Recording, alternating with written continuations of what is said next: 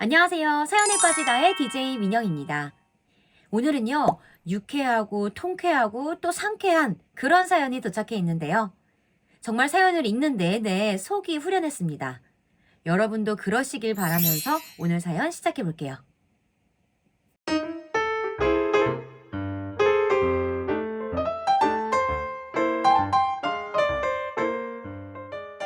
안녕하세요. 저는 50대 중반에 들어선 한 여자입니다. 전 오늘 살면서 크게 돈이 부족한 적도 없었고, 특별히 힘든 일도 없었던 저의 인생에서 가장 속상했던 이야기를 한번 해보려고 합니다. 누구에게도 속 시원히 하지 못했던 젊은 날의 이야기예요. 먼저 저의 어린 시절에 대해 말씀을 드리자면요. 전 바닷가가 있는 큰 도시에서 자라났습니다. 아버지는 해산물 시장에서 일을 하셨고요. 바로 6.25 전쟁 때 피난민들의 든든한 양식이 되어주었던 어묵을 만드는 일이었습니다. 오늘날에는 여러 어묵 브랜드들도 생기고 했지만 아버지가 일을 하실 당시만 해도 그냥 시장에서 조기나 전갱이, 갈치 등의 생선살을 치대어 밀가루와 함께 사람이 일일이 튀기는 방식이었다고 해요. 채소도 조금 넣고요. 튀긴 음식이라 보관이 용이하고 먹어도 배가 든든해서 아버지의 장사는 제법 잘 되었다고 합니다. 저희가 살던 도시가 워낙 어묵으로 유명한 지역이기도 했고요. 시간이 지날수록 직원들을 차차 늘리고 직원들이 빠른 손놀림으로 일을 했지만 1980년대에 들어 도시화를 겪으면서 아버지는 나름 공장 시설을 도입하시게 되었습니다. 좀 더 효율적으로 생산을 해보고 싶으셨던 거죠. 물론 시설을 갖추는데 돈은 많이 들었지만 그래도 새로운 시도였고 그만큼 장사는 더 자리를 잡아갔습니다. 이런 집에서 1남 2녀 중 막내로 태어난 저는 아버지 덕분에 유복하게 어린 시절을 보냈습니다. 크게 부족한 것이 없었고 그저 달리기를 좋아하는 말괄량이 소녀였죠. 어린 시절 매일 하라는 공부는 하지 않고 아버지 공장으로 놀러 갔었는데요. 저는 공부보다 뭔가 공장 돌아가는 것을 보는 것이 훨씬 재미있었어요. 많은 생선들 살들이 여러 과정을 거쳐 제가 좋아하는 맛있는 어묵 튀김으로 변하는 것이 너무나 신기했었거든요. 아버지도 재밌어하는 저를 굳이 오지 말라고 말리지 않으셨죠. 그리고 항상 퇴근하시는 길에 쫄래쫄래 따라가는 저에게 제일 큰 어묵 하나를 먹으라고 쥐어주시곤 했습니다. 그 어묵은 아버지가 손수 방금 튀긴 것이었고요. 그렇게 아버지와 함께 저녁 노을을 보며 집으로 돌아오면 항상 어머니는 맛있는 반찬을 한 상 가득 차려놓고 아버지와 저를 기다리고 계셨죠. 고등학교를 졸업하고 저는 당연히 대학을 진학하는 오빠와 언니 뒤를 따르지 않고 아버지께 공장에서 일을 배워보고 싶다고 말씀드렸습니다.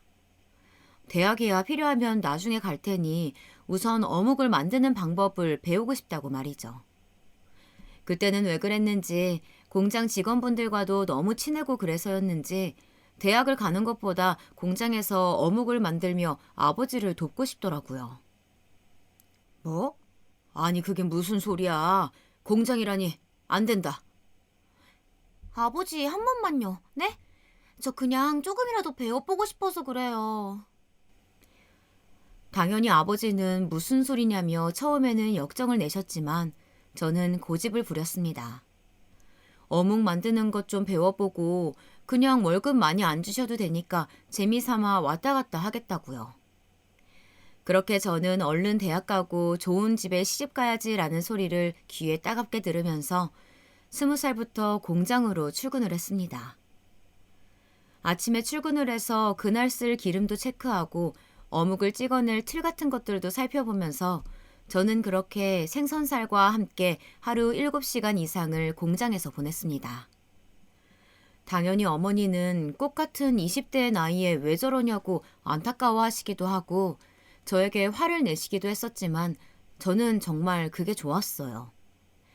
빨리 대학 가고 좋은 집으로 시집 가는 게 여자 인생에서 제일 가는 길이라는 소리를 귀에 못이 박히게 하셨지만 그래도 부모님은 대학 가기 전 잠깐만 공장 일을 하겠다는 제 고집을 꺾지 못하셨습니다. 좀 애늙은이 같았던 저의 유일한 낙이라면 주말마다 부모님이 다니시던 절에 같이 올라가서 맑은 공기를 쐬고 불공을 들이실 때 함께 절도 하고 스님의 좋은 말씀을 듣는 것이었어요. 지금 생각하면 저도 참 유별났던 것 같아요. 보통 20대가 좋아할 일들은 아닌데 말이죠. 그 당시 서울로 대학을 간 언니는 유명한 번화가의 맞춤복집에서 예쁜 원피스 정장도 맞추고 항상 방학이면 예쁜 모자에 최신 유행 원피스를 입고 집으로 내려와 서울 생활에 대해 눈을 반짝이며 얘기했었지만 저는 진짜 그런 것들이 하나도 해보고 싶지 않았어요. 참 이상했죠, 저도. 여기서 우리 오빠 얘기를 해야 하는데 공부를 많이 해서 큰 사람이 되라고 서울로 보냈던 오빠는 아버지 사업을 이어받으라는 어른들 뜻에 따라서 경영을 전공하고 있었습니다. 공부가 많이 힘들었던 모양인지 오빠는 집에도 거의 오지 못하고 공부를 했죠. 그렇게 저희 삼남매는 각자 자신의 길을 열심히 닦고 있었어요. 저는 꼭 사업을 물려받겠다는 욕심 같은 건 없었고 그저 어릴 때부터 먹은 어묵이 맛있고 그걸 먹는 사람들의 표정이 행복해지는 것을 보면 즐거워서 부모님 곁에 남기로 했던 것 같아요. 언니 오빠가 공부를 위해 그렇게 나가버리자 엄마가 내심 적적해 하셨었는데요. 저는 매일 보람차게 공장에서 하루를 마무리하고 저녁을 부모님과 보내는 것이 참 좋았답니다. 그렇게 친구들에게도 별 관심이 없고 꾸미는 것에도 관심이 없던 전 당연히 남자에게도 관심이 없었어요. 또 어차피 공장에 가면 작업복을 입어야 했기에 항상 면티에 그냥 어두운 색 바지를 대충 입고 머리를 질끈 묶고 다녔습니다. 그저 편한 게 좋았거든요. 그런 저를 사람들은 부잣집 딸로 보지 않았지만 저는 딱히 부자로 보이고 싶지도 않았어요. 친구들은 연애도 하고 손도 보려면 그런 것에 관심을 가져야 한다고 했지만 저는 고집이 센 성격이라 어릴 적부터 제가 하고 싶은 것만 했었거든요. 그런데 제가 22살쯤 되던 해였습니다. 공장에만 너무 있으니 애가 너무 생기가 없다는 어머니의 걱정 때문에 강제로 공장을 며칠 쉬게 되어서 평소 부모님과 함께 들르곤 하던 절을 향해 가고 있었어요. 산속에 있는 절이라 가는 길 자체가 제법 등산이 되기도 했고 오랜만에 맑은 공기도 마시고 스님이 내어주는 차 한 잔 마시면서 복잡한 머릿속을 정리하고 싶었거든요. 공장에 남고 싶은 마음과 이제는 집을 떠나 공부를 해야 하나 하는 두 가지 고민 그 사이에서 갈등이 있었어요. 그리고 솔직히 말하면 결혼에 대한 부모님의 기대가 버거웠습니다. 너 그렇게 다녀서 남자 못 만나. 언제 좋은 남자 만나서 결혼할 거야. 이러다 혼기 다 놓치겠어. 혀를 쯧쯧하며 하시는 어머니 말씀이 어느 순간부터 납덩어리처럼 느껴지더라고요. 주변 사람들은 하나 둘 시집 장가를 가는 판이고 1990년대 당시 좋은 조건의 선 시장에서는 여자의 나이가 굉장히 중요했으니까요. 저는 제 인생을 살고 싶고 부모님은 시집 못 갈까봐 안달복달 하시니 좀 마음이 지쳐 있었던 것 같아요.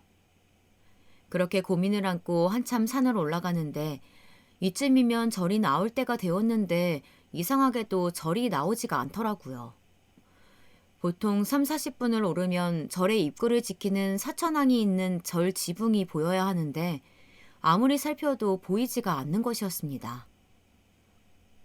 여기가 어디지? 내가 길을 잘못 든 건가? 저는 문득 시간도 꽤 지난 것 같다는 생각이 들었습니다. 순간 울창한 숲의 새소리도 뭔가 음산하게 들리는 것이었어요. 갑자기 무서운 기분이 들었습니다. 나 길 잃어버린 건가? 어떡하지? 누구 없어요? 거기 아무도 안 계세요? 놀라서 소리를 지른 제 목소리는 바람에 실려 사라질 뿐이었습니다. 일단 저는 바위에 앉아서 다시 올라왔던 길을 더듬어 내려가 보자고 마음을 먹었어요. 삐삐가 있기는 했지만 공중전화가 없으니 산속에서 연락을 취할 방법도 없고 조금씩 어두워져 가는데 가만히 있을 수는 없다는 생각이 들었습니다. 가벼운 산행이라 생각했기에 운동화도 밑창이 얇은 것이었어요. 저는 최대한 겁을 먹지 않으려 애쓰며 바위 뒤에 내리막길이 있는 것을 눈으로 살피면서 다리를 내뻗었습니다. 그런데 몸이 주르륵 하고 미끄러지면서 길이 있는 줄 알았던 곳이 풀 사이로 우거져 있던 그곳이 급경사라는 것을 깨닫는 순간 덥석 어떤 손이 저를 잡아 올리는 것이었습니다. 괜찮으세요? 크고 따뜻한 손이 힘껏 저를 끌어올렸어요. 크게 다칠 뻔한 저를 구해준 사람은 듬직한 청년이었습니다. 마치 공장일로 몸이 항상 단단하신 우리 아버지 같은 다부진 느낌이었어요. 저는 그때 난생 처음 뭔가 간질간질한 이상한 기분이 온몸을 타고 올라오는 것 같았습니다. 많이 놀라셨죠? 여기 물 좀 드시고 제가 부축해 드릴게요. 아, 네, 감사합니다. 남자는 제 간이 배낭을 대신 짊어지고 내려가는 길을 안다며 저를 내내 이끌어줬습니다. 저는 미끄러질 뻔한 충격과 미묘한 기분 때문에 뭔가 홀리듯이 그 사람을 따라 산을 내려갔습니다. 산을 내려간 남자는 조심스레 말을 하더군요. 실례가 안 된다면 놀라신 것 같은데 저랑 간단히 욕이라도 하시는 건 어떠세요? 저도 놀라서 그런가 배가 고파서요. 아, 네. 그럼 오늘 도와주셔서 무사히 내려왔으니까 제가 식사 대접할게요. 그 남자와 저는 등산 초입에 있던 허름한 백반집에 가서 식사를 함께 했습니다. 그렇게 그 사람과의 인연을 시작하게 되었어요. 백반집에서 된장국에 밥을 먹으며 참 어색했지만 어쩐지 싫지는 않았습니다. 그리고 우리는 그날 막걸리 집으로 자리를 옮겨 많은 이야기를 나누었어요. 그 남자는 제가 사는 도시에서 가장 좋은 대학교를 졸업한 사시 준비생이었습니다. 그 어렵다는 법대를 졸업했다고 했는데 사회에 보탬이 되는 인권 변호사가 되기 위해 공부한다고 했어요. 인권 변호사요? 꿈이 멋있으시네요. 제가 대학을 졸업했다는 그 사람에게 대단하다고 말하며 나도 신문 같은 걸 좀 잘 읽어보고 싶다고 하자 그 사람은 시사상식 같은 것들을 자신이 알려줄 수 있다고 하더군요. 어려운 말들도 자신이 설명해주면 쉬울 거라고요. 그래요? 사실 제가 이제 슬슬 대학 갈 준비도 하긴 해야 하는데. 그러면서 드는 생각이 이 사람이 설명을 해준다면 어쩐지 예전보다는 공부가 덜 싫을 것 같다는 생각이 불현듯 드는 겁니다. 그렇게 하기 싫었던 공부도 왠지 할 수 있을 것 같은 그런 막연한 기분이 들었어요. 그래서 일주일에 한 번씩 정기적으로 우리는 만나게 되었습니다. 수업을 부탁하게 되면서 소정의 수업료라도 지불하겠다는 저의 이야기에 그분은 손사래를 치며 어묵 공장 다니신다면서요. 그런 환경에서 공부하고자 하시는 게 정말 대단한 겁니다. 그리고 저도 전문가도 아니고 그저 공부하다가 머리도 식힐 겸 이야기 나누고 싶은 것이니까 편하게 빵집에서 한 번씩 봐요. 라고 하더군요. 저는 차마 제 형편에 대해서 제대로 말을 할 수가 없었어요.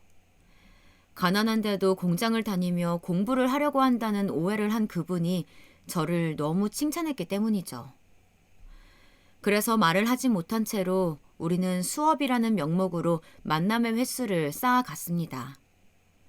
옛말에 남녀가 붙어 있으면 결국 정분이 난다더니 결국 우리는 만난 지 6개월 만에 자연스럽게 연인이 되어 있었어요. 오늘은 저기 국밥집 갈까? 좋아, 오빠. 서로 손만 잡고 있어도, 아니, 눈만 바라보고 있어도 좋은 세월이었습니다. 물론 연애를 시작하고 나서도 남자친구가 오해하고 있는 우리 집 형편이라든가 선을 보고 결혼하는 것을 당연하게 생각하는 집안 분위기는 말하지 못했습니다. 어떤 반응을 보일지 두려웠고 제가 거짓말을 했다고 생각할까봐 걱정되었거든요. 그저 이 순간만큼은 이 사람과 즐겁고 행복하게 보내고 싶다는 마음이었어요. 남자친구는 한 번씩 저를 대포집에 데려가 술 한 잔을 권하면서 어려운 정치 이야기들을 하기도 하고 또 가난한 자신의 처지를 비관하기도 했습니다. 저는 저를 귀해한다고 말하면서도 아무것도 해줄 수 없다고 슬퍼하는 그 사람에게 어느덧 마음을 많이 주고 있었습니다. 좀 측은지심 같은 것도 있었던 것 같고 또 제가 가지지 못한 똑똑한 모습이 굉장히 호감도 갔던 것 같아요. 그 사람은 오남매 중 차남으로 형보다 공부를 잘해 집안을 세울 기둥이라고 기대를 한 몸에 받고 있다고 했어요. 제가 살던 대도시 근처의 작은 시골 동네 출신인데 아직도 동네에서 제일 공부를 잘한 아들을 뒀다고 사람들이 부러워해서 부모님께서 자랑스러워 하신다며 자신은 꼭 사시에 붙어야 한다고 말했습니다. 하루 종일 하숙집에 앉아 책과 씨름할 때면 가끔은 그런 기대가 천근만근 돌덩이보다 무겁게 어깨를 짓누른다고 했어요. 그래도 일주일에 한 번 저랑 만나서 이야기를 할 때는 그나마 잊을 수 있다고 하면서 환하게 웃었습니다. 고마워, 정말로. 아니야, 고맙긴. 처음 식사를 하면서 제가 어묵 공장에 다닌다고 얘기한 후로 오빠는 저의 집안 형편에 대해 자세히 묻지 않았습니다. 저의 다 늘어진 티셔츠와 질끈 묶은 머리 때문인지 아마도 제 형편을 안 좋게 추측하는 것 같았어요. 데이트를 하고 날 때 제가 가끔 돈을 내려고 하면 오빠는 화를 내면서 말했거든요. 나 밥 사줄 돈 있으면 집에 갈 때 빵이라도 사서 부모님 드리라고요. 저도 그런 오빠에게 차마 제가 일하는 어묵공장 사장님이 아빠라고 얘기할 수는 없었습니다. 거기다 부르주아니 뭐니 하면서 읽은 책에 대해서 열변을 토하는 오빠는 부자들은 모두 양심이 없고 법을 조롱하는 인간들이라고 믿는 것 같았거든요. 저는 이런저런 생각 없이 그저 그 사람과의 시간을 오롯이 즐기고 싶었어요. 우리가 아주 만약 결혼을 하지 못한다고 하더라도 훗날 청춘의 아름다운 기억은 그대로 남을 것이니까요. 오빠는 대학 인근의 하숙집에서 하숙을 하면서 공부를 하고 있었는데요. 저는 그런 오빠의 하숙집에 종종 어묵을 쌓아 들고 찾아가곤 했습니다. 오빠, 내가 방금 전에 튀긴 어묵이야. 배고플 때 간식으로 먹어? 야, 맛있겠는데? 마침 출출했는데 잘 됐다. 오빠는 항상 제가 가져다 주는 어묵을 고마워하며 받아 맛있게 먹곤 했어요. 저는 왠지 그럴수록 더 챙겨주고 싶은 마음에 더 자주 하숙집 앞에 찾아가게 되었습니다. 물론 부모님께는 공부하고 싶은 게 있어서 퇴근 후 공부하고 집에 가겠다고 거짓말을 했는데요. 부모님은 공부랑 담 쌓은 애가 갑자기 무슨 공부를 하냐고 의아해 하셨습니다. 저는 오빠에게서 들은 책 이름들을 대면서 요즘 이것저것 궁금한 게 많다고 둘러댔죠. 부모님은 처음에는 좀 미심쩍어 하시는 듯 하더니 제가 책 이름을 줄줄 이야기하며 내용까지 언급하자 우리 딸이 뒤늦게 공부에 관심을 가지는구나 하시며 기뻐하셨습니다. 아빠는 너무 공부가 늦는 날엔 데리러 갈 테니 언제든 삐삐치라는 말도 하셨죠. 저는 그렇게 나름 007 작전처럼 오빠와 연애를 이어갔어요. 그렇게 우리는 꽤 오랜 시간을 함께 보냈습니다. 오빠는 저의 옷차림에 대해서도 타박하지 않았고 소박하고 성실해서 넌 뭐라든 잘 될 것이라고 꼭 대학 공부해서 진학하길 바란다며 항상 응원을 해주었어요. 그 사람의 다정한 말을 듣고 하루의 피로를 씻어내며 저는 고향에 남아 이 사람과 미래를 꿈꾸고 싶어졌습니다. 사실 처음에는 그냥 지나갈 인연이겠지, 결국은 부모님 말씀대로 선을 봐야겠지 하는 생각으로 정을 많이 안 주려고 애썼지만 시간이 지나갈수록 통제가 되지 않았습니다. 제가 그토록 꿈에 그리던 다정하고 세심한 남자였기 때문이죠. 그저 얼른 이 사람이 사법고시에 붙어 변호사가 되면 집안이 합리하더라도 부모님께 소개를 시켜봐야겠다. 똑똑한 사람이니 좋게 봐주실 수도 있을 거야 라는 희망을 품고서 저는 곧 치러질 사법고시 1차 시험에서 좋은 소식이 들려오기를 간절히 바라면서 열심히 오빠의 뒷바라지를 했습니다. 하숙집에 가서 끼니도 챙겨주고 어묵을 가득 담아 도시락을 싸가기도 하면서요.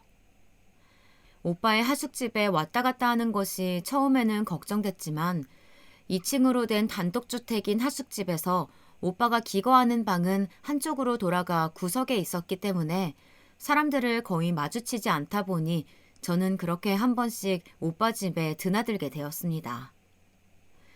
우리가 만난 이듬해 2월, 오빠는 사법고시 1차 시험을 치렀습니다. 부모님이 응원을 오신다고 하여 저는 시험장으로 들어가는 오빠를 멀리서 바라보며 응원할 수밖에 없었죠. 오빠가 열심히 공부한 만큼 꼭 좋은 결과 있기를 부처님께 빌고 또 빌었어요. 사실 오빠가 데이트를 할 때 술이 한 잔 들어가면 공부에 대한 부담감들을 저를 붙잡고 토로하곤 했었거든요. 미연아, 너도 가난에 대해 알지? 우리 집은 말이야. 너무 가난한데 식구가 많아. 그런데 내가 제일 공부를 잘해서 난 꼭 사시를 패스해야 돼.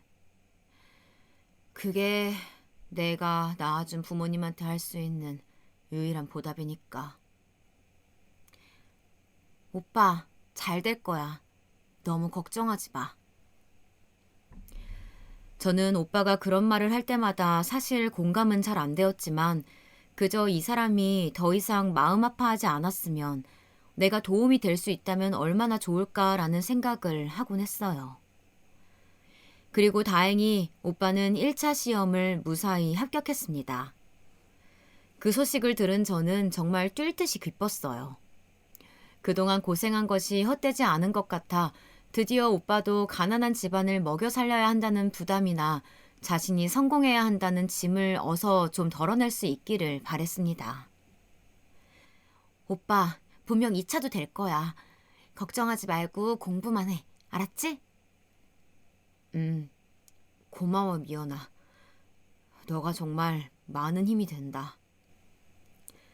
오빠는 2차 준비에 열을 올렸고 저는 늘 곁에서 힘이 되어주려고 했습니다.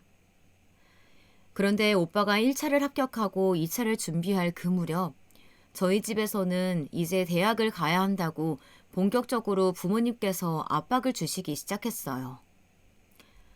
너도 이제 나이가 찼어. 대학 가야지. 남들은 형편 안 돼서 못 가는 대학인데 우리가 물심양면 지원해 줄게. 알겠어요. 공부할게요, 엄마. 그 후 가정교사 선생님들이 오시면서 저는 공장을 거의 나가지 않고 집에서 공부를 하게 되었습니다. 그래도 오빠를 만나기 위해 부득불 서점이나 도서관에 가서 혼자 책을 보고 공부하는 시간을 보정해달라고 우겨서 일주일에 한 번 겨우 오빠를 만나러 갈 수 있었어요. 여전히 부모님은 미심쩍어 하시면서 저에게 무슨 책을 샀는지 뭘 읽었는지 캐물으셨지만 저는 오빠를 만나서 어차피 공부도 하기 때문에 잘 둘러댈 수 있었습니다. 그렇게 우리는 3, 4개월 동안 일주일에 한 번씩만 얼굴을 보면서 지냈어요. 자주 보지 못해서 미안하다는 오빠에게 저는 어묵 공장이 바쁘다고 오빠에게 2차 준비에 전념하라고 웃으며 말했습니다. 사실은 대학을 가기 위해 과외를 받고 있었지만요. 그리고 6월이 되어 오빠는 2차 시험을 치렀습니다. 저는 그날만큼은 일이 있다고 둘러대고 시험장 근처 먼발치서 온 마음을 다해 오빠를 응원했어요.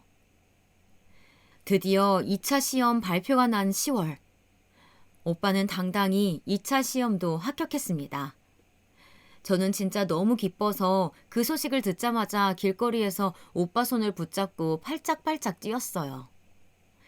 이대로 오빠가 3차 면접을 통과하고 또 내가 대학을 다닌다면 우리의 미래는 너무 밝을 것만 같았습니다. 오빠는 저에게 이제 내가 우리 미연이 힘들지 않게 살게 해줄게. 조만간 부모님과 식사 자리 한번 만들자. 라고 든든하게 말해주더군요. 저는 이제는 진짜 제 사정을 말해야 하지 않을까 싶었지만 가난한 줄 알았는데 사실은 풍족한 집안 딸이라는 것은 별 문제가 되지 않겠지라고 그저 단순하게 생각하고 있었습니다. 차라리 처음부터 솔직하게 얘기했다면 좋았을 것을 말이죠. 그런데 제게도 이유가 있었어요. 오빠가 자기 처지에 한탄을 할 때마다 오빠는 언제나 너와 나의 사정이 비슷해서 좋다면서 대하기가 편하다고 그랬었거든요. 저는 어묵 공장에 다니고 언니와 오빠는 서울에 일하러 갔고 부모님은 소일거리를 하신다고 둘러댄 상태였기 때문에 그럴 때마다 가슴이 뜨끔하곤 했습니다. 하지만 언젠가는 솔직하게 내 상황을 말해야 한다는 생각을 하면서도 우리는 정말 통한다면서 저를 의지하는 오빠에게 차마 입이 떨어지지 않았습니다. 아무쪼록 그렇게 오빠는 3차 면접 준비를 하고 2차보다는 합격하기 쉽다는 3차 역시 가뿐하게 통과했습니다. 저는 신문에서만 보던 사법고시를 내 남자친구가 합격했다고 하니 정말 실감도 나지 않고 오빠가 대단하게만 보였어요. 최종 합격 소식을 들은 것은 막 겨울로 접어드는 11월경이었습니다. 오빠는 이제야 떳떳하게 너를 우리 집에 인사시키고 또 예비 처가에 인사를 드릴 수 있게 되었다면서 그동안 기다려줘서 고맙다고 제 손을 꼭 붙잡고 금은방에서 샀을 얇은 금시계를 끼워주며 결혼하고 싶다고 청혼을 하더군요. 오빠, 내가 꼭 행복하게 해줄게. 받아주라 미연아. 저는 어쩐지 눈물이 날 것 같았습니다. 없는 형편에 아껴가며 용돈을 모아서 반지를 사러 갔을 오빠의 모습이 떠올라서요. 그리고 분명 좋은 일이긴 한데 한편으로는 그동안 말하지 않았던 것을 밝히려고 하니 두렵기도 하더군요. 그래서 저희 부모님을 먼저 만나고 싶다는 오빠 이야기에 일단 오빠네 부모님과 식사 자리를 먼저 하자고 이야기를 했어요. 내가 먼저 인사드리는 것이 맞는 것 같다고요. 사실 저는 또 저대로 대학 갈 준비로 학력고사를 12월에 앞두고 있었는데요.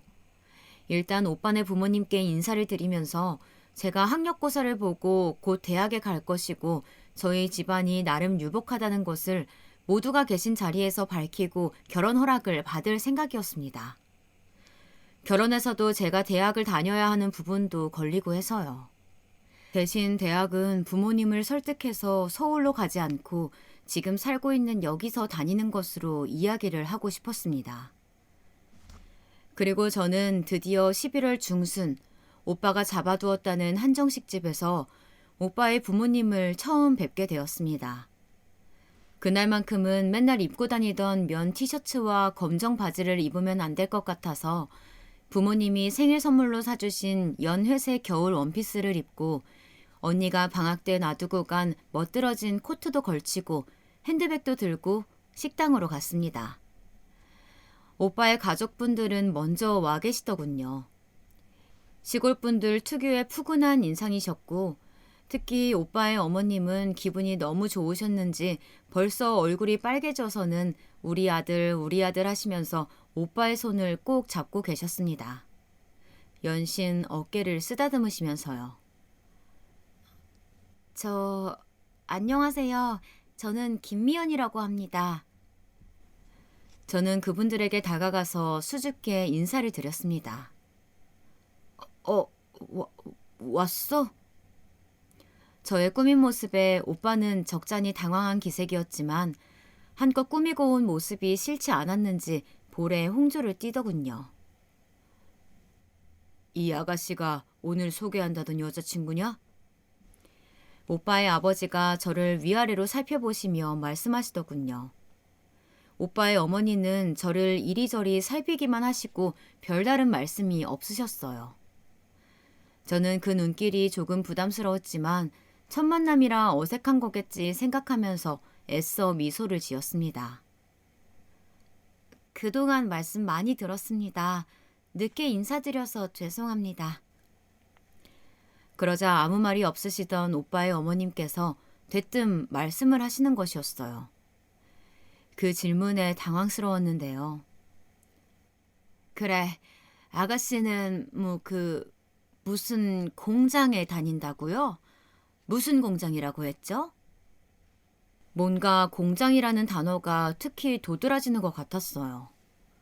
순간 저도 모르게 민망한 기분이 들더군요. 제가 뭔가를 잘못한 것처럼요. 아, 네, 저기 행운동에 있는 어묵 공장에 다닙니다. 그런데 제 대답을 듣자마자 아버지는 말없이 소주를 한 잔 따라 드셨고 어머니는 옆에 있던 오빠의 형과 동생들을 보면서 한숨을 쉬시더군요. 저는 그런 반응이 좀 당황스러워서 일단 가만히 있었어요. 저기 아가씨가 참하고 성실해 보여요. 근데 우리 아들이 이번에 정말 큰 시험을 합격한 건 알고 있죠? 네, 알고 있어요. 갑자기 오빠의 어머니가 제 손을 덥석 잡으시더라고요. 저는 고개를 끄덕이면서 너무 기쁜 일이라고 오빠가 참 자랑스럽다고 말씀드렸습니다. 똑똑한 아들 두셔서 좋으시겠다는 말도요. 그런데 근데 둘이 좀 좋아 지낸 시간이 있다는 얘기는 내가 들었어요. 우리 아들이 결혼하고 싶다던데 아가씨 생각도 그래요? 대뜸 어머니는 저에게 결혼 이야기를 하시는 것이었어요. 저는 저희끼리는 그렇게 이야기가 되었다고 조만간 저희 부모님과도 식사 자리를 하려 한다고 말씀드렸습니다.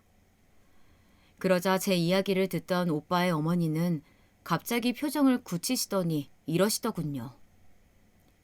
아가씨, 미안하지만 결혼에 대해서는 좀 신중하게 서로 생각해 보는 게 어떨지. 우리 아들이 이번에 사시 붙다 보니까 벌써 여기저기 선자리가 많이 들어오고 있거든요. 사실 아가씨도 알잖아. 공장 다니는 사람이랑 변호사 될 우리 애랑은 좀 수준 차이가. 어쨌든 나는 좀 그렇네요. 이 말 하려고 나왔어요. 순간 저는 방금 무슨 이야기를 들은 것인지 머리가 혼란스러웠습니다. 어머니의 이야기를 듣던 오빠도 크게 당황하는 기색이었어요. 엄마, 그게 무슨 말씀이세요? 사람 면전에 앉혀두고 너무하시는 거 아니에요? 저는 관심 없다고 말씀드렸잖아요. 이 사람이 제 아내가 될 사람이라고요. 그러나 오빠가 소리치는 것이 들리지 않는다는 듯 어머니는 말씀을 이어가셨어요. 우리 아들이 아직 세상 물정을 몰라서 이렇게 순진한데 아가씨도 공장 일만 해서 순진한 건지 아니면 계산이 빠른 건지 그건 내가 모르겠지만 이렇게 기우는 결혼은 난 들어보지도 못했어요. 그러니까 결혼 얘기는 없던 걸로 하고 서로 좋은 추억으로 남기는 것이 좋겠네. 아가씨도 형편 맞는 사람 만나서 마음 편하게 사는 게 좋지 않겠어? 순간 저는 기분이 너무 나빠서 오빠의 어머니에게 말씀을 드렸습니다. 솔직히 당황스럽네요. 왜 그동안 좋은 마음으로 서로 잘 지낸 우리가 헤어져야 되나요? 기우는 결혼이라고요? 역시나 제 말에 오빠의 아버지는 답답하다는 듯이 술 한 잔을 들이키시고 어머니는 급기야 언성을 높이시더군요. 그럼 당연하지 않아요? 그걸 말이라고 해요? 아가씨가 대학도 안 가고 어묵공장 다닌다면서요. 그러면 아가씨네 집안 형편이 안 봐도 뻔하잖아. 집에 아무 재산도 없고 살기 힘든 집 아니겠어요? 자식을 공부도 안 시키고 공장 보내고 있다는데 우리는 형편이 안 좋았어도 대학까지 다 공부시켰어요. 그런데 어떻게 언감생심 40까지 붙은 내 아들을 넘봅니까? 아무것도 없는 거지 같은 천안집 구석 출신이 꼭 이런 이야기까지 대놓고 해야겠어요? 참나 내가 진짜 기가 막혀서 원. 저는 제 귀를 의심했습니다. 살면서 진심으로 단 한 번도 들어보지 못한 단어였어요. 제가 이런 이야기를 듣는 이 순간에도 공장을 어떻게 하면 더 잘 운영해서 직원들 보너스를 챙겨줄까? 많은 사람들이 맛있는 어묵을 저렴하게 먹을 수 있을까 생각하며 노력하실 아버지의 모습과 항상 저를 걱정하시면서 맛있는 밥을 차려주시는 엄마, 자식밖에 모르시고 애지중지하면서 저를 키워주신 두 분이 이런 말을 들을 이유는 없었습니다. 하늘의 맹세코 우리 부모님은 돈이 있고 없고를 떠나서 이런 모욕적인 소리를 들으실 이유가 없으셨어요. 저는 입을 앙 다물었습니다. 여기서 눈물을 보이거나 맥없이 일어서고 싶지는 않았으니까요. 이것은 저 혼자만의 문제가 아니라 우리 집안의 명예가 달린 일이었습니다. 오빠는 어머니가 심한 말을 뱉자마자 너무 당황해서 얼굴이 시뻘개지더니 저에게 달려와서 제 팔을 잡고 일단 나가자고 하더라고요. 데려다 주겠다면서 저를 일으키려 했습니다. 하지만 조용히 오빠의 손을 뿌리쳤어요. 그리고 맞은편에 앉아 계시던 오빠의 어머니를 바라보면서 이야기했습니다. 방금 하신 말씀은 당장 사과 부탁드립니다. 지금 사과하시면 못 들은 걸로 치겠습니다. 저의 목소리는 제가 들어도 단호하고 차가웠습니다. 오빠도 오빠의 부모님과 형제들도 모두 크게 놀란 기색이었어요. 무슨 이게 버릇없는 행동이죠, 아가씨? 어른이 한 말이 이해가 안 돼요? 오빠의 어머니는 격앙된 목소리로 저에게 따지시더군요. 저는 심호흡을 한 후 말씀드렸습니다. 저는 일남 이녀의 유복한 집에서 태어났습니다. 저희 부모님은 제가 일하는 어묵 공장의 사장님이세요. 자라면서 단 한 번도 저희 집안에 대해서 함부로 말하는 소리는 들어본 적이 없습니다. 저는 부모님을 돕고 있는 것이지 형편이 힘든 게 아니라고요. 순간 오빠의 부모님과 형제들 그리고 오빠까지 모두가 그 자리에 굳어버리더군요. 방금 무슨 이야기들을 들은 것인지 귀를 의심하는 표정이었어요. 공순이가 아니고 어묵공장 사장 딸? 진짜야? 오빠의 형제 중 한 명이 조그맣게 중얼거리는 소리가 들렸습니다. 조만간 사과의 말씀 주실 거라고 믿고 저는 이만 일어나겠습니다. 어머니, 사람 형편 가지고 그렇게 괄시하고 함부로 보시는 거 아니에요. 제가 정말 가난했다면 지금 이 자리에서 어떤 기분 느꼈을지 정말 생각만으로도 끔찍하네요. 이 말을 남기고 저는 당당하게 자리를 박차고 나왔습니다. 오빠 역시 그런 저를 붙잡지도 못하고 그저 멍하니 바라만 보더군요. 식당 문을 열고 길에 한 걸음을 딛자마자 저는 털썩 그 자리에 주저앉고 말았어요. 오빠의 부모라는 사람들이 저런 사람들이라니. 차마 오빠와 계속 만날 생각이 들지 않았습니다.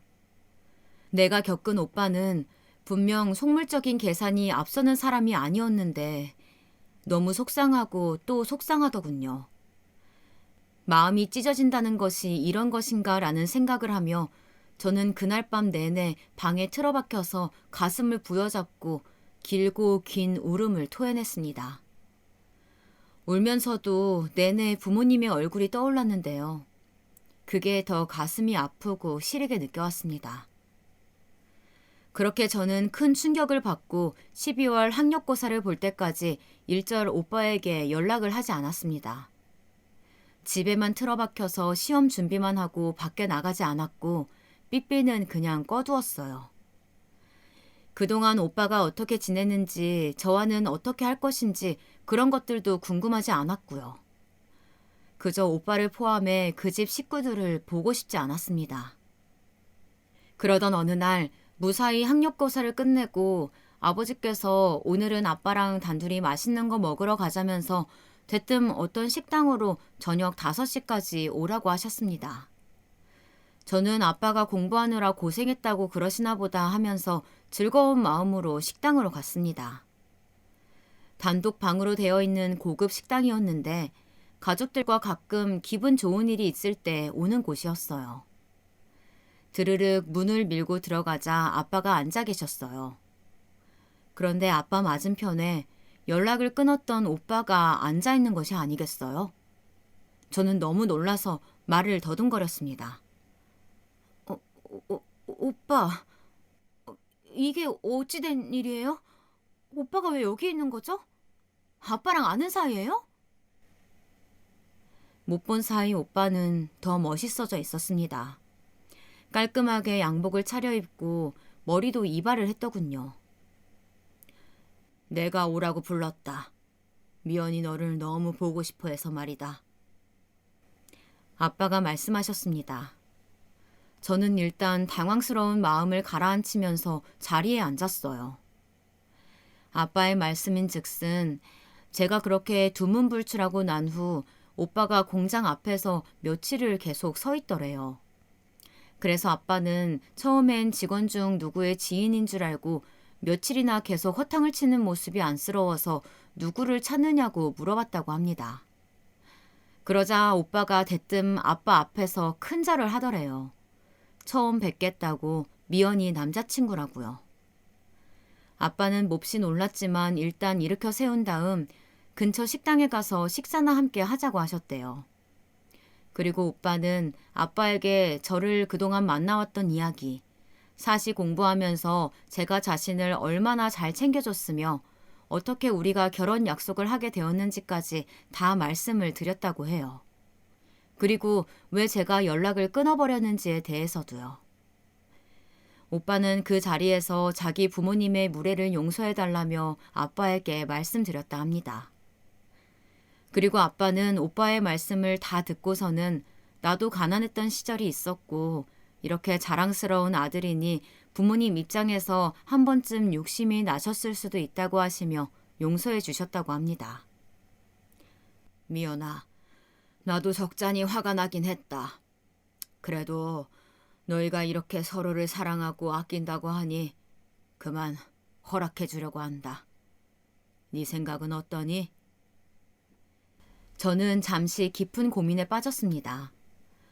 오빠의 부모님, 저에게 무례를 범했던 사람들이지만 아빠가 용서하셨다고 하니 할 말이 없어지더군요. 결국 그 자리에서 잘 풀게 되었어요.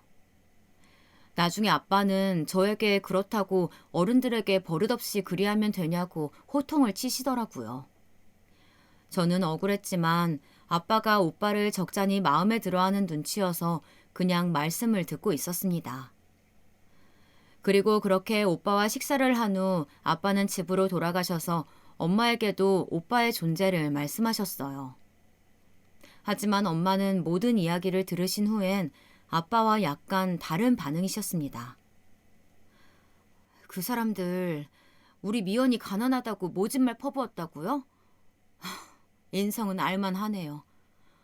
난 좀 걱정스러운데 그런 시부모 모시고 살기 얼마나 힘들겠어요. 난 모르겠어요. 미연아, 정말 결혼하고 싶니? 엄마의 그 말에 전 살짝 명치를 세게 얻어맞은 듯 주춤하게 되었습니다. 허나 이건 아니다 싶으면서도 한편으로는 오빠 하나만 보면 사람은 괜찮은데 라는 생각으로 갈피를 잡지 못하고 뭔가 그렇게 양가의 결혼 추진에 끌려가게 되었어요. 그 와중에 오빠는 부모님이 사과 자리를 마련하신다며 정말 후회 많이 하시고 있다고 다시 식사를 같이 하자고 했어요. 정말 내키지 않았지만 저도 잘한 것 없다는 아빠의 말씀과 또 계속해서 저를 설득하는 오빠의 권유에 못 이겨 나가지 말았어야 할 그 자리에 또 나가고 말았습니다. 그 전과는 달리 오빠의 형제들은 오지 않았고 부모님만 오셔서 저를 기다리고 계시더군요. 안녕하세요. 저는 별로 할 말이 없어 그냥 간단하게 인사하며 목례를 했습니다. 아이고, 우리 예쁜 며느라가 왔어. 어머니는 저를 보시더니 자리에서 벌떡 일어나셔서 저를 환대해 주셨습니다. 저는 귀를 의심했죠. 확실히 전과는 다른 표정과 말투였으니까요. 아가, 그날은 우리가 미안했다.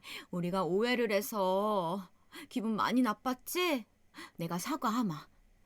어쩐지 처음 볼 때부터 피부가 뽀얗고 귀티가 나더라니.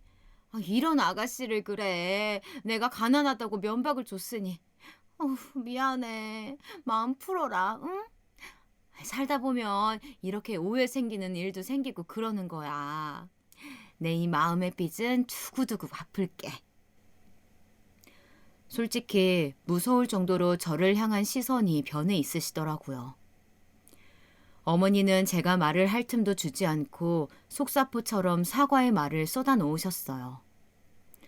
옆에 계신 오빠의 아버지도 은근히 제 눈치를 살피는 기색이셨죠. 저는 어머니의 사과를 들었지만 그래도 기분이 너무 찜찜했습니다.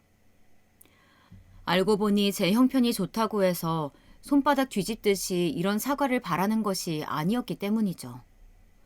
가난하다고 해서 사람이 아닌 것은 아니잖아요. 저는 오빠의 가난을 알았지만 오빠라는 사람 자체를 보고 만난 것인데 저는 저에 대해서도 오빠의 부모님이 가난하든 가난하지 않든 어느 정도의 존중해 주시는 태도를 바라고 있었습니다. 하지만 절 사람 취급도 하지 않았던 그때의 행동은 쉽사리 잊기 힘들었어요. 그러나 여기까지 와서 이런 제 의견을 강하게 내세우는 것이 자칫 버릇없는 행동으로 보일 수도 있기에 저는 마지못해서 사과를 받아들였습니다. 네, 알겠어요, 어머님. 저도 앞으로 잘 모시겠습니다. 그래, 알았다. 사과 받아줘서 고맙구나. 우리 잘 지내보자. 어머니는 그날 제게 이쁘다느니 귀해 보인다느니 하는 그런 칭찬들을 연달아 퍼부으셨고 전 그저 고개를 끄덕이거나 듣기만 하였습니다. 하지만 그게 또 별로 마음에 안 드셨는지 표정을 찌푸리시더라고요. 그리고 오빠 역시 저에게 왜 그런 표정이냐며 실망스럽다느니 하는 그런 말을 했습니다. 너 예비 시어머니 될 사람한테 그러면 안 되는 거야. 어른이 말하면 좋게 받아주고 넘어가야지. 오빠, 이게 내 잘못이야? 나 그래도 최선 다한 거야. 최선? 그게 최선이면 곤란해. 너 앞으로 내 아내 될 사람이야. 변호사 남편 두는 거라고. 그게 얼마나... 아니다. 이런 말 하면 뭐해. 넌 어차피 알아듣지도 못할 텐데. 뭐? 하여튼 우리 엄마한테 이제 깍듯이 돼. 잘해드리라고 최선을 다해서. 오빠의 태도는 좀 어딘가 냉담해져 있었습니다. 결혼을 하자고 청할 땐 정말 간이고 쓸개고 다 빼줄 것처럼 굴었는데 이젠 아니었습니다. 그때 눈치를 챘어야 했죠. 더 큰 일이 준비되어 있다는 것을, 미처 상상치도 못한 일이 준비되어 있다는 것을요. 하지만 당시 전 아무것도 모르고 그렇게 본격적으로 결혼 준비를 하게 되었습니다. 사실 결혼을 마음먹으며 저는 전에 겪은 예비 시어머님의 태도가 계속 마음에 걸렸지만 제가 좋아하는 오빠였기에 불미스러운 일들은 마음에서 무시하려고 애썼어요. 결혼을 준비하면선 3년 전쯤 시집간 사촌 언니에게 이것저것 결혼 준비나 웨딩드레스 등 여러 가지를 물어보며 저는 눈코 뜰 새 없이 바쁘게 지냈습니다.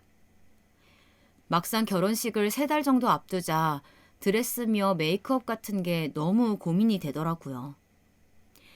그래서 저는 사촌 언니 친구가 마침 저와 비슷한 시기에 결혼을 앞두고 준비한다길래 메이크업 정보를 얻고자 사촌 언니와 친구와 함께 한번 커피숍에서 만나기로 했습니다. 사촌 언니의 친구는 서울에 빌딩을 가지고 있는 큰 부잣집 딸이었는데요. 얌전하면서도 착한 분이었어요. 그분과 여러 가지 결혼식 정보에 대해서 이야기를 하다가 문득 예비 신랑에 대해 이야기를 나누게 되었습니다. 저는 오빠랑 1년 넘게 연애했었어요. 부모님 몰래요. 법대 졸업생이던 오빠가 사실을 붙게 되고 그래서 부모님께서도 허락해 주셔서 마침내 결혼할 수 있게 되었죠. 어머, 너무 로맨틱하다. 근데 사시 붙었다고? 나 결혼할 사람도 사시 붙었어. 어머, 우리 예비 신랑들끼리 서로 아는 사이겠는데? 진짜요? 와, 진짜 세상 좁네요, 언니. 언니는 선 보신 거예요? 난 선 봤지. 사실 남편 집안이 좀 별 볼 일 없어서 고민했는데 사람은 괜찮더라고. 둘째인데 첫째 장남이 구실을 못해서 이 사람이 장남 노릇을 해야 된다나 봐. 열쇠 몇 개 해가야 될 것 같아. 언니 친구는 좋으면서도 걱정도 많은 듯이 투덜대면서 웃었습니다. 저는 결혼 관련 수다를 잔뜩 떨고는 기분이 좋아 집으로 왔고요. 언니의 친구분이 추천해준 드레스샵과 메이크업 샵을 한번 가볼 예정으로 오빠에게 연락해서 가보고 싶은 곳이 있다고 했지만 오빠는 바쁘다고 했습니다. 요즘 좀 정신이 없다고요. 결혼을 앞두고 여기저기 인사를 다니느라고 오늘은 멀리 친척집에 가 있다고 했습니다. 속상하긴 했지만 알겠다고 했어요. 사실 이때 많이 섭섭했던 것이 이상하게도 결혼 준비를 하면서 예비 남편이 될 오빠는 굉장히 바빠 보였습니다. 왜 그런지 모르겠지만 자기도 미래를 위해 이것저것 할 게 많다면서요. 오빠, 오늘도 밥 같이 못 먹어? 아무래도 다음 주에 만나야겠다. 같이 알아보고 하면 좋을 텐데 늘 일에 치여 산다며 불평을 했고 전 어쩔 수 없이 알겠다고 했죠. 밥 한 끼 같이 못할 만큼 바쁜 건가 싶었지만 그게 모두 일 때문이라고 하니 뭐라 할 수가 없었어요. 결혼을 앞둔 만큼 저는 긴장되고 가뜩이나 예비 시부모님에 대한 걱정도 컸는데 예비 남편은 반면 무척 태평해 보였습니다. 게다가 며칠 전엔 아주 심상치 않은 일을 겪기도 했는데요. 예비 시어머니가 갑자기 저에게 음식을 해주고 싶다시면서 집에 들리라고 하더라고요.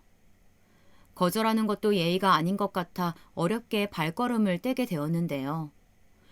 집에 들어갔더니 여러 가지 음식들이 한상 준비되어 있었고 지난날의 오해를 완전히 풀자는 의미로 마련했다고 하시더군요. 온화하게 웃으시는데 여태껏 저도 뻗댈 만큼 뻗댔던지라 일단은 맛있게 음식을 먹고 과일은 제가 깎겠다며 나섰어요. 잘 먹었습니다, 어머님. 아니다. 맛있게 먹어주니까 나야말로 고맙구나. 예비 시부모님과는 전과 달리 화기애애한 대화가 오가고 있었죠. 사실 예비 남편이 자기 부모님과 잘 지내는 것을 무척 바라고 있었고 은근한 압박도 주었기에 저는 더욱 노력을 하고 있었습니다. 그런데 마침 그때 그 자리에 있던 예비 남편의 형제들이 잠깐 담배를 피우러 나갔다 오겠다고 하더라고요. 어머님도 마침 저에게 줄 음료수가 떨어졌다며 같이 가자고 나서셨고요. 아버님과 단둘이 덩달아 남겨지게 되어 어색했지만 그런대로 시간을 때우고 있었습니다. 근데 갑자기 바깥에서 무슨 웅성거리는 소리가 들리더라고요. 약간 싸우는 소리 같기도 했고 언성이 높아져 있어 무섭기도 했습니다. 저는 무슨 일인지 보고 오겠다며 슬며시 밖으로 나가려 했는데요.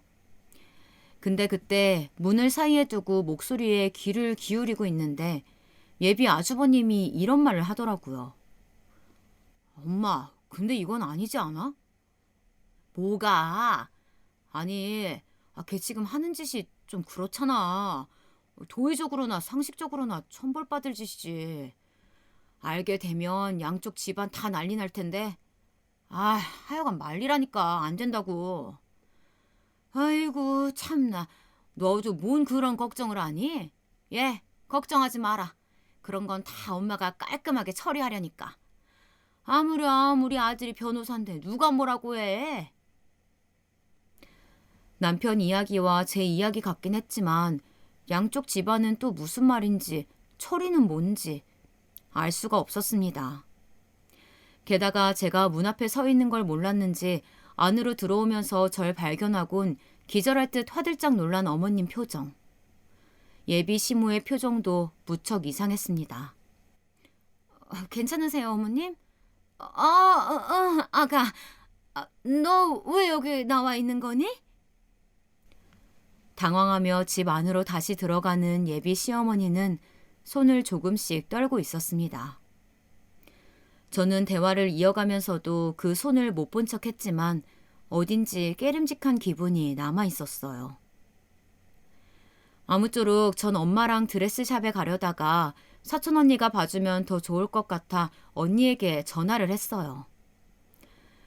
언니는 오늘 안 그래도 전에 만났던 그 친구도 드레스샵 예비 신랑하고 온다고 하길래 너도 그럼 같이 따라가서 볼래? 하더라고요. 마침 잘 됐네. 같이 가자, 나도. 언니 권유에 그렇게 저는 샵으로 가게 되었습니다. 그리고 그때 아주 큰 대형 사고가 터지고 말았죠. 발길을 옮긴 샵은 아주 크고 화려했어요.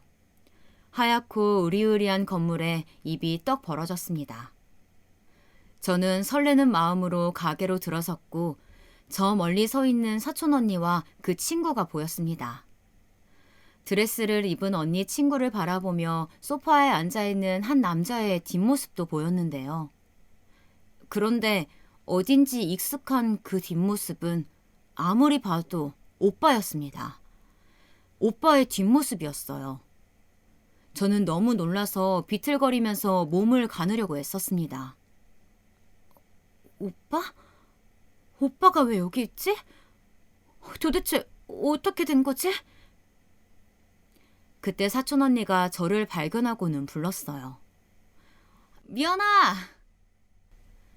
저는 간신히 정신을 차리고 또각또각 구두를 신은 발에 힘을 주고서 오빠인지 아닌지 앞모습을 보기 위해 걸어갔습니다. 오빠는 두런두런 이야기를 하고 있다가 구두 소리가 들리자 제 쪽으로 뒤를 돌아보더군요.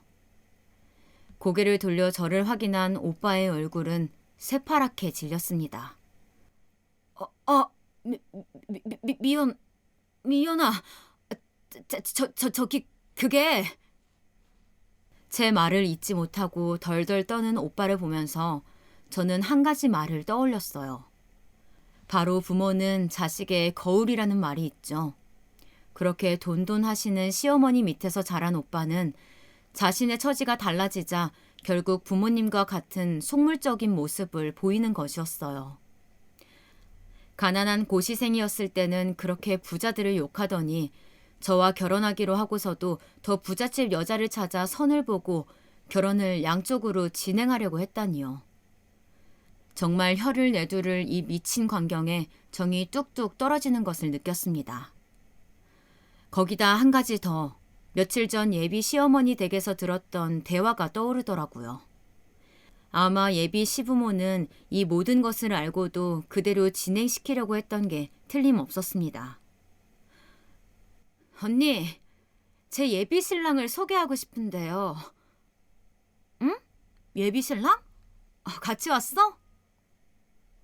그리고 저는 어디서 그런 용기가 났는지 큰 소리로 사촌 언니와 친구분에게 말을 건넸습니다. 둘은 드레스 이야기를 하느라고 저쪽에서 한참 얘기 중이었었거든요. 제가 큰 소리로 말하자 돌아본 두 분에게 저는 이렇게 말했습니다. 여기 언니 친구분과 결혼할 이분이 바로 제 예비 신랑입니다. 양다리예요. 참 어이가 없어서 도리어 웃음이 나더라고요. 언니 친구의 얼굴은 흑빛으로 변했고 사촌 언니는 달려와서 가방을 오빠에게 집어 던지더군요. 뭐? 이 미친놈아! 내 이럴 줄 알았어. 낌새가 보였다고. 가자. 미연아 가자. 너도 얼른 드레스 갈아입고 따라와. 그렇게 저의 사랑은 지저분하게 끝이 났습니다. 저와 사촌 언니네는 물론 그 친구분 집까지 여러 집안이 발칵 뒤집혔고 저는 아예 전화기를 뽑아버리고 몇 달간 밖으로 나가지 않았고요. 처음 며칠은 하염없이 눈물이 났습니다. 그런데 시간이 지나자 그래도 모르고 속아서 결혼하는 것보다는 결혼 후로 부모님 재산을 그 집에 갖다 주는 것보다는 파혼이 낫다 싶더군요. 저에게도 언니 친구에게도 파혼당한 오빠는 선 시장에도 소문이 퍼져서 톡톡히 망신을 당하고 먼 지방으로 이사를 갔다는 소식을 들었습니다. 아마 그 지역에 가서도 그 부모는 아들 장사 한번 제대로 하려고 하겠죠. 저는 씁쓸했지만 그저 제가 그 사람과 결혼하지 않은 것을 천만다행으로 여기며 지냈답니다. 물론 그 후 대학도 가고 인품 좋은 사람을 만나 순탄하게 결혼 생활도 했고요. 지금도 생각하면 온몸이 떨리는 기억이고 그 당시에는 정말 죽고 싶을 만큼 힘들었던 일이었네요. 세월이 흘러 이렇게라도 여러분들에게 털어놓고 나니 마음이 홀가분합니다. 역시 평생 마음에 뭔가를 담아두고 있는 것은 정신건강에 안 좋은 것 같습니다. 제 이야기는 여기서 끝이에요. 마지막으로 한 가지 당부드리고 싶은 것은 혹시 주변에 결혼을 앞둔 젊은 아가씨가 있다면 저 같은 일도 있다고 꼭 이야기해 주시면 좋을 것 같습니다. 그럼 다들 건강 유의하시고 행복한 하루 보내세요.